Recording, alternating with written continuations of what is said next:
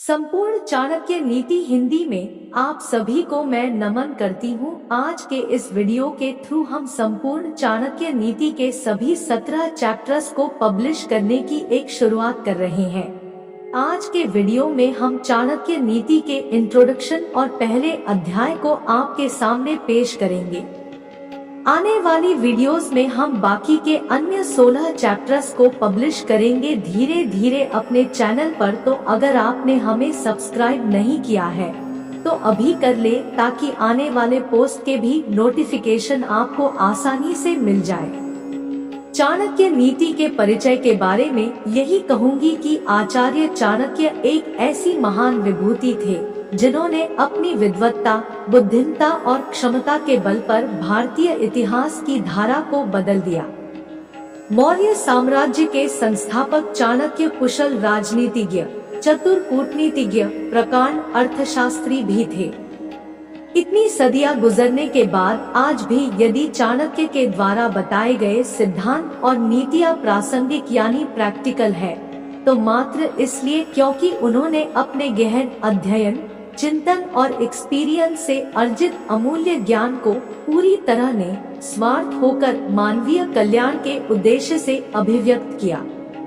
चाणक्य नीति आचार्य चाणक्य की नीतियों का अद्भुत संग्रह है जो उन्होंने संस्कृत में लिखा था। ये आज भी उतना ही प्रैक्टिकल है जितना वह 2400 साल पहले था जब उन्होंने पहली बार इसे लिखा था। चाणक्य नीति द्वारा मित्रभेद से लेकर दुश्मन तक की पहचान, पतिप्रायण तथा चरित्रहीन स्त्रियों में विभेद, राजा का कर्तव्य और जनता के अधिकारों तथा वर्ण व्यवस्था का उचित निदान हो पाता है। महापंडित आचार्य चाणक्य की चाणक्य नीति में कुल 17 अध्याय हैं, जिन्हें हम सिलसिलेवार तरीके से वीडियोस के रूप में पब्लिश करेंगे। आज के वीडियो में हम आचार्य चाणक्य के संपूर्ण चाणक्य नीति के पहले अध्याय के सरल हिंदी अनुवाद को आपके सामने प्रस्तुत कर रहे हैं। तीनों लोकों के स्वामी सर्वशक्तिमान भगवान विष्णु को नमन करते हुए मैं एक राज्य के लिए नीति शास्त्र के सिद्धांतों को कहता हूँ। मैं यह सूत्र अनेक शास्त्रों का आधार लेकर कह रहा हूँ। जो व्यक्ति शास्त्रों के सूत्रों का अभ्यास करके ज्ञान ग्रहण करेगा उसे अत्यंत वैभवशाली कर्तव्य के सिद्धांत ज्ञात होंगे। उसे इस बात का पता चलेगा कि किन बातों का अनुसरण करना चाहिए और किन का नहीं। उसे अच्छाई और बुराई का भी ज्ञात होगा और अंततः उसे सर्वोत्तम का भी ज्ञान होगा। इसलिए लोगों का भला करने के लिए मैं उन बातों को कहूँगा जिनसे लोग सभी चीजों को सही परिप्रेक्ष्य में देखेंगे।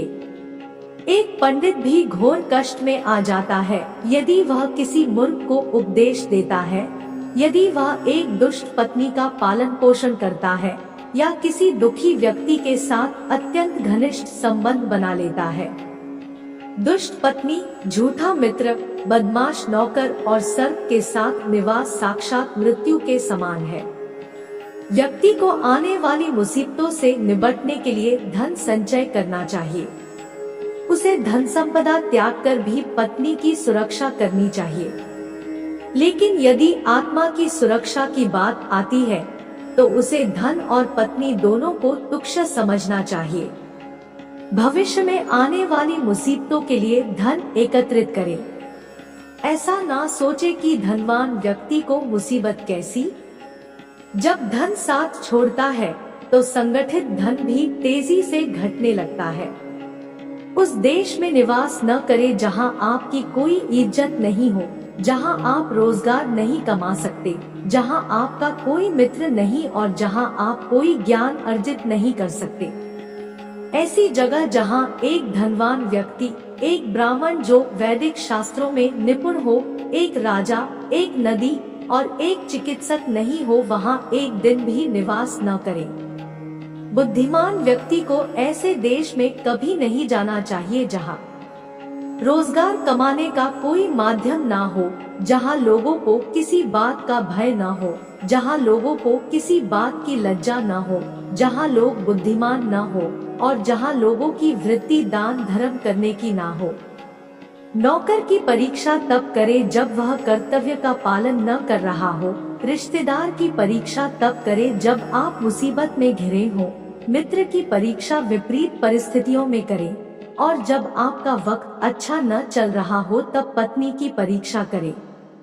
अच्छा मित्र वही है जो हमें आवश्यकता पड़ने पर, किसी दुर्घटना पड़ने पर, जब अकाल पड़ा हो, जब युद्ध चल रहा हो, जब हमें राजा के दरबार में जाना पड़े और जब हमें शमशान घाट जाना पड़े जैसे परिस्थितियों में नहीं त्यागे। जो व्यक्ति किसी नाशवंत चीज के लिए कभी नाश नहीं होने वाली चीज को छोड़ देता है, तो उसके हाथ से अविनाशी वस्तु तो चली ही जाती है, और इसमें कोई संदेह नहीं कि नाशवान को भी वह खो देता है। एक बुद्धिमान व्यक्ति को किसी इज्जतदार घर की अविवाहित कन्या से किसी वयम होने के बावजूद भी विवाह करना चाहिए। उसे किसी हीन घर की अत्यंत सुंदर स्त्री से भी विवाह नहीं करनी चाहिए। शादी विवाह हमेशा बराबरी के घरों में ही उचित होता है। इन 5 पर कभी विश्वास ना करें। नदियां, जिन व्यक्तियों के पास अस्त्र शस्त्र हो, नाखून और सींग वाले पशु, राजघरानों के लोगों पर अगर हो सके तो विष में से भी अमृत निकाल ले। यदि सोना गंदगी में भी पड़ा हो तो उसे उठाए, धोए और अपनाए। निचले कुल में जन्म लेने वाले से भी सर्वोत्तम ज्ञान ग्रहण करे। उसी तरह यदि कोई बदनाम घर की कन्या भी महान गुणों से संपन्न है और आपको कोई सीख देती है तो ग्रहण करे। महिलाओं में पुरुषों की अपेक्षा भूख 2 गुना, लज्जा 4 गुना, साहस 6 गुना और काम 8 गुना होती है। दोस्तों, पहला चैप्टर यही खत्म होता है और दूसरे चैप्टर को भी हम जल्द ही नए वीडियोस के रूप में पब्लिश करेंगे। ये वीडियो आपको कैसा लगा हमें जरूर बताएं ताकि हम इसी तरह अगले अध्यायों को भी पब्लिश कर सकें। दोस्तों, अगर हमारी ये कोशिश अच्छी लगी है तो प्लीज हमें लाइक करें, सब्सक्राइब करें और जरूर शेयर करें। धन्यवाद।